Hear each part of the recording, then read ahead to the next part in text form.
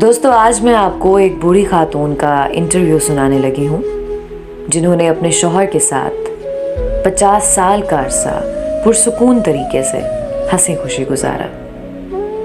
خاتون سے پوچھا گیا کہ اس 50 سالہ پرسکون زندگی کا راز کیا ہے؟ کیا وہ کھانا بنانے میں بہت ماہر تھیں یا پھر ان کی خوبصورتی اس کا سبب ہے، یا ڈھیر سارے بچوں کا ہونا اس کی وجہ ہے، یا پھر کوئی اور بات ہے؟ بوڑھی خاتون نے جواب دیا، پرسکون شادی شدہ زندگی کا دار و مدار اللہ کی توفیق کے بعد عورت کے ہاتھ میں ہوتا ہے۔ عورت چاہے تو اپنے گھر کو جنت بنا سکتی ہے اور چاہے تو اس کے برعکس یعنی جہنم بھی بنا سکتی ہے۔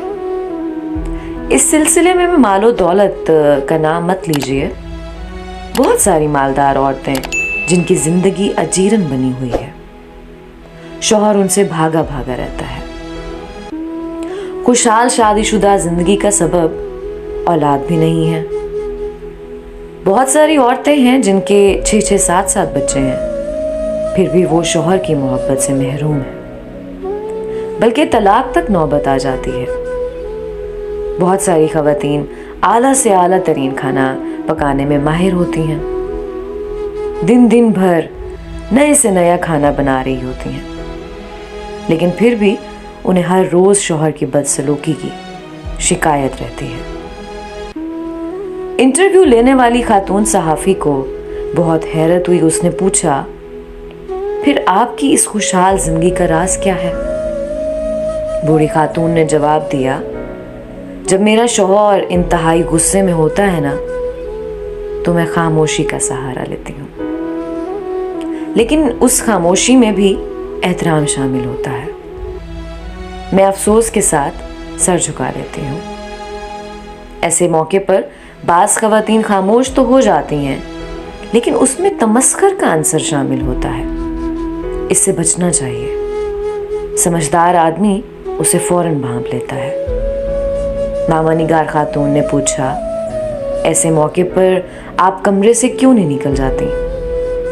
بوڑھی خاتون نے جواب دیا، نہیں، ایسا نہیں کرنا چاہیے۔ ایسا کرنے سے شوہر کو یہ لگے گا کہ آپ اسے جان چھڑا رہی ہیں، اس کی کوئی بات سننا ہی نہیں چاہتی ہیں۔ ایسے موقع پر خاموش رہنا چاہیے، اور جب تک وہ پرسکون نہ ہو جائے اس کی کسی بات کی مخالفت نہیں کرنی چاہیے۔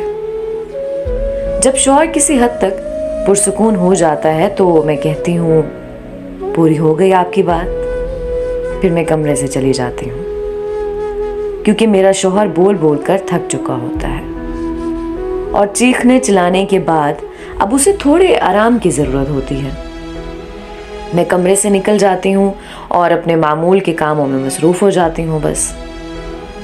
خاتون صحافی نے پوچھا، اس کے بعد آپ کیا کرتی ہیں؟ کیا آپ بول چال بند کرنے کا اسلوب اپناتی ہیں؟ ایک آدھ ہفتہ بات چیت ہی نہیں ہوتی ہوگی؟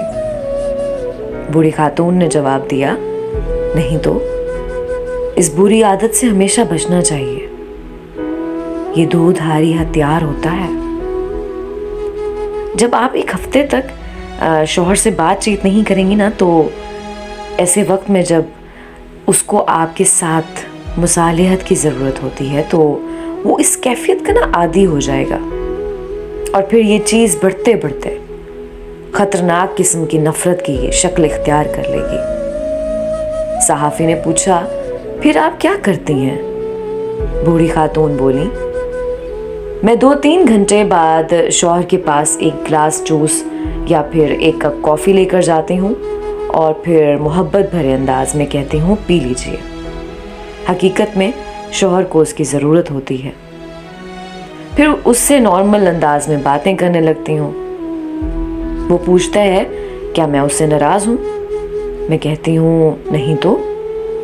اس کے بعد وہ اپنی سخت کلامی پر معذرت ظاہر کرتا ہے اور خوبصورت قسم کی باتیں کرنے لگتا ہے۔ انٹرویو لینے والی خاتون نے پوچھا، اور آپ اس کی یہ باتیں مان لیتی ہیں؟